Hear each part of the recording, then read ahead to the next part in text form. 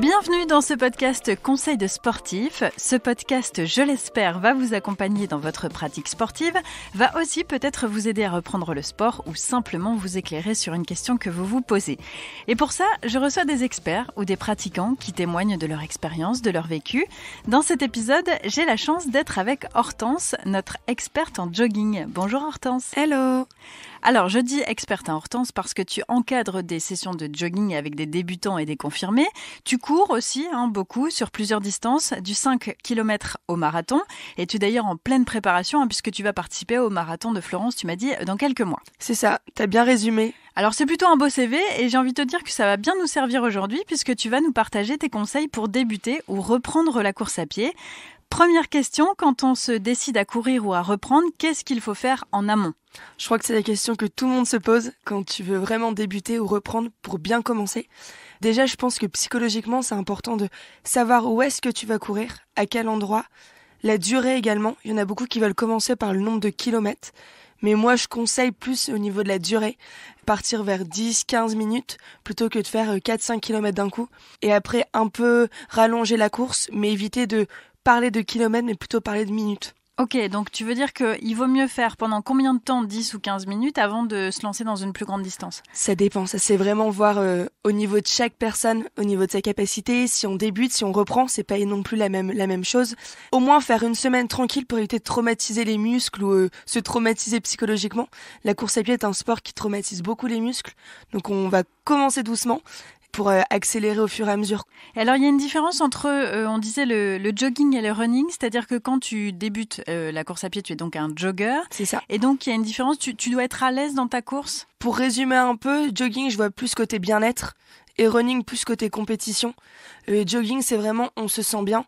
C'est la personne qui court tranquillement, en se défoulant un petit peu quand même, parce que c'est aussi le principe du sport, mais tout en gardant un bon souffle pour pouvoir discuter, quoi. Donc en gros, si je résume ce que tu viens de nous dire, il faut préparer d'abord son parcours. Exactement. Se dire on court 10 ou 15 minutes pendant une semaine. Ouais. Et ensuite, quand on commence, alors quand on est parti, on a mis ses baskets et on est parti courir. Qu'est-ce qu'il faut faire ? C'est quoi les bonnes pratiques ? C'est pas courir directement après avoir mangé. C'est vraiment essayer de laisser 2 heures que le corps puisse digérer ce qu'on a ingurgité.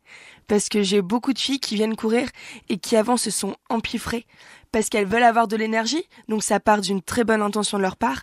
Mais malheureusement, c'est à cause de ça qu'on peut avoir des points de côté, c'est à cause de ça que on va pas forcément digérer et qu'on peut également vomir. J'ai déjà eu le cas pendant des sessions où les filles ont bien mangé avant, pas forcément des trucs gras ou pas forcément bons pour la santé, mais c'est juste que c'était pas en adéquation avec le sport qu'elles faisaient. Tu peux pas te permettre de manger un énorme repas et courir 2 minutes après. Donc vraiment, une des clés pour réussir, c'est d'essayer de courir 1h30, 2 heures après avoir mangé. Ou vraiment, si on a envie de courir le matin assez tôt et qu'on veut pas se réveiller à 4 heures du mat, ça peut être également de courir à jeun quand on fait des petites sorties ou juste de prendre une banane ou un jus de fruits pour dire d'avoir quelques vitamines et du sucre dans le corps avant d'y aller, quoi. Donc ça fait partie des bonnes pratiques de prendre avec soi un élément nutritionnel en cas de coup de barre ?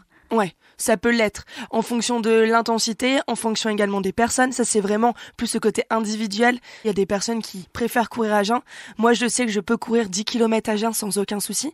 Ça, après, c'est à force de se connaître. Et pendant la course, au niveau de l'hydratation, est-ce qu'il faut boire pendant la course ? C'est important. C'est important de boire. Après, pareil, c'est chaque personne, c'est en fonction de chaque personne. Il y en a où ça peut être des chameaux, entre guillemets, et qui peuvent garder pas mal d'eau dans leur corps, donc pas forcément, ou pas la sensation d'avoir soif. Mais ça, c'est assez en contradiction parce que on s'en rend pas forcément compte, on n'a pas la sensation d'avoir soif, mais c'est important de boire pour anticiper la soif, justement. Moi, je conseille de bien boire avant, quitte à boire une petite boisson sucrée avant, un petit jus de raisin, un petit jus de pomme, pas forcément la bouteille entière ou la briquette entière, mais au moins prendre un peu de sucre. Pendant la session, ça dépend. Si on vous courait 10-15 minutes, il y en a qui préfèrent avoir une petite bouteille d'eau à la main. Je sais que pendant mes sessions, quand on court le samedi matin plus aspect jogging, il y a pas mal de filles qui ont couru une petite heure, on alterne marche-course, qui ont leur bouteille d'eau à la main, parce que c'est psychologique, elles ont besoin de l'avoir. Au cas où elles ont soif, c'est grâce à ça qu'elles vont avoir un regain d'énergie. Donc ça dépend vraiment des personnes. Et après également, après la course à pied, important de boire. Même si on n'a pas forcément soif, c'est important de boire une boisson pas trop sucrée après la course à pied, quoi. Ok, très bien. Et au niveau de l'allure, est-ce qu'il faut se dire qu'il faut courir vite, puisqu'on court quand on débute, tu le disais, entre 10 et 15 minutes, est-ce qu'il faut courir vite Ou au contraire, il faut plutôt essayer de trouver sa vitesse de croisière? C'est mieux de trouver sa vitesse de croisière. Il y en a plein qui pensent que plus tu vas courir vite, plus tu vas progresser. C'est pas forcément le cas, c'est un peu en contradiction aussi. Plus tu cours vite, plus tu vas t'essouffler, plus tu vas travailler certes, mais moins tu vas progresser. C'est vraiment, faut trouver son rythme. Il y en a plein qui veulent courir en groupe. C'est important de courir en groupe également pour trouver l'allure, enfin être à l'allure des autres, peut-être une allure inférieure à la sienne, mais l'effort fondamental, donc cette fameuse allure inférieure à la sienne, c'est entre guillemets l'allure de croisière. Quand on n'a pas les termes un peu techniques, c'est l'allure de croisière, l'allure à laquelle on se sent bien. Et c'est grâce à ces allures-là qu'on va progresser dans le temps, en fait. Pour éviter de se mettre dans le rouge directement, de se sentir nul en disant « j'essaie de sprinter mais j'y arrive pas, je dure que 100 mètres ou que 2 minutes ». Psychologiquement, c'est trop compliqué. On y va cool, on y va tranquille, et les semaines suivantes, on va progresser. Mais en tout cas, pour commencer, pas besoin de sprinter, quoi. Et ensuite, comment on progresse sur les semaines suivantes? Déjà, c'est une semaine, 10 à 15 minutes, 2 fois par semaine, ce serait bien. 3 fois, c'est l'idéal, mais bon, après, c'est en fonction de notre emploi du temps, si on a d'autres activités physiques à côté également.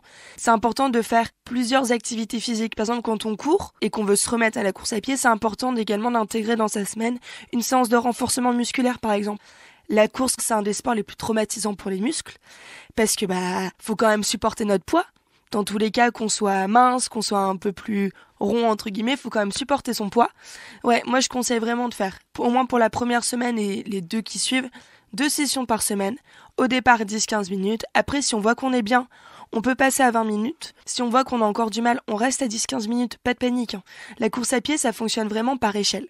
On va progresser, on va stagner. On va progresser, on va stagner. Je conseille vraiment de commencer doucement avec une séance un peu plus renforcement à côté pour dire de muscler le bas du corps, le haut du corps également.